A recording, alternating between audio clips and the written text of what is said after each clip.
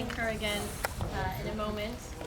And there are some people that made this evening really possible. My sister Dini, who's not here, because she couldn't be here the whole day, drove down today from Los Angeles and said, I want to help you get ready. So she helped me do the cooking and schlep things over and set up. My brother-in-law was here as well, setting up, so that was really fun. And I appreciate their help, and Debbie came really in help.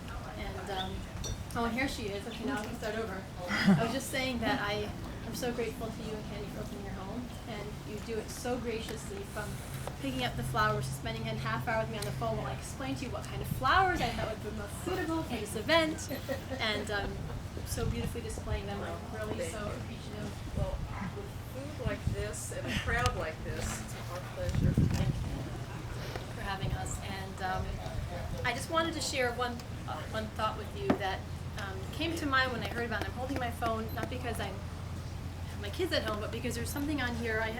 Our family is, thank God, large, and unfortunately we're all over the world. So we have this wonderful WhatsApp chat where we can all keep up with each other and see how things are. And I have my cousin in Australia is on here, my cousin in Berlin is on here, my first cousin in Smolensk, Russia is on here.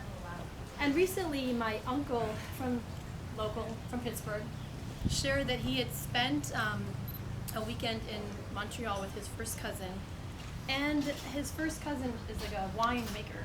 So he has like barrels of wine in his basement. Nothing I would actually bring for the night, but it was the kind of wine that my grandfather would use for Passover because it was made by someone he knew. So it's very classic kind of wine. You have to really appreciate him to appreciate his wine. But anyway, he took my uncle down to come taste the wines, and they were tasting the wines, and they were talking, and they had a lot of wine. And his cousin says to him, I want to show you something that I've had. And he takes him upstairs to his room. He opens up a really old center, and he pulls out of there this piece of paper, which you probably can't see. It's a little yellow piece of paper. And he says, let me tell you what this is. In 1935, your father, my grandfather, was arrested in Russia, and he was taken away. And I interrupted my uncle, and I emailed him. I said, why was he arrested? He said, in Russia in those days, you need a reason to be arrested. He was a Jew. He was arrested. I don't know why he was arrested. He was arrested.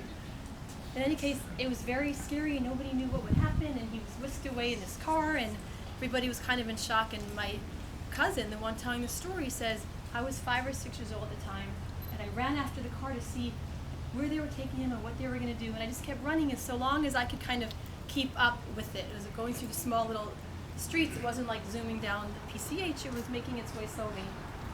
And just as I was about to kind of turn back because I couldn't keep up anymore, I see this little yellow piece of paper flutter out the window. So I bent down and picked it up, but I waited till the car was really out of sight. And I bent down, I picked it up, and I saw it was a little piece of torn off the corner of an envelope, and it had your father's writing on it, and it had a note. And this is what it said. And I'm going to read it to you. It was written in Yiddish. I'll read it to you in Yiddish, and then I'll translate to the best of my ability. It says, Yom Gimel Yudalad El Taf Reish Tzadik Tes. So it was Tuesday, the 14th of Elul, which is coming up in like 2 months. Darf man als hafen afilu cherev chida al tzavarav chas v'shalom al tis'eishim harachamim. We always have to have hope. Even when the sword is hanging over one's neck, God forbid, we never give up from the hope that there will be mercy. Gott wird gewiss Rachmanis haben, mein Leben ist hefker. God would certainly have pity on me. My life is a free-for-all. Who knows what they'll do with it? Hashem Yirachem, Hashem Yishmerini. Hashem will have mercy on me, and Hashem will protect me. Ulai Yichus Yirachem. Maybe He will have pity on me, and I will be saved. And the last line is the one that blew me away. After his plea, they're sending a message to his children that hopefully God will somehow spare his life. He says, Nar men is dachayid. The main thing is, after all this, we're still a Jew. And I read this and my heart stopped, and I thought, my grandfather's words 70, 80 years ago are relevant to me today. We're gathered to his beautiful yard, his beautiful home, beautiful Southern California, and we're here to thank you for what you do for us, because at the end of the day, we're Jewish people, and we have a history behind us, and we have a future ahead of us. And if we wouldn't have your support and your commitment and your dedication, we wouldn't be able to be here in Laguna Niguel thousands of miles and worlds away from where my grandfather was when he wrote that scrap of paper. But I know with confidence that if he was here today, he would have nachas. He would be proud. He would look around and say, Nar, men is dachayid.